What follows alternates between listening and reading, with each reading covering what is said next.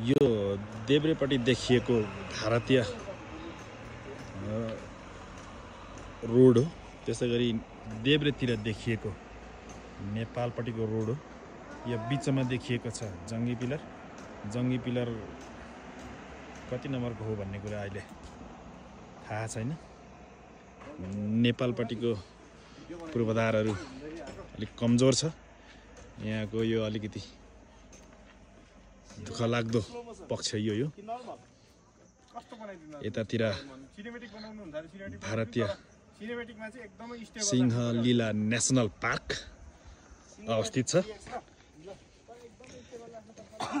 यो सन्दकपुर जाने रोड यहाँबाट केही किलोमिटर पनि 8-10 कति किलोमिटर छ सन्दकपुर जान सकिन्छ। सिंहलीला नेसनल पार्क यहीँ छ।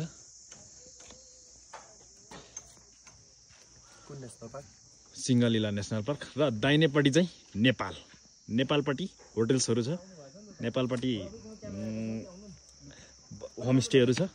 यहाँ बस्न पाइन्छ। यता चाहिँ यो सिंहलीला नेसनल पार्कको क्षेत्र भएकोले गर्दाखेरि यहाँ केही पूर्वाधारहरू बनाउन दिएको छैन। तर भारतले यहाँनिर बाटो चाहिँ एकदम सुविधा सम्पन्न बाटो, एकदम पक्की रोडको व्यवस्था गरेको छ।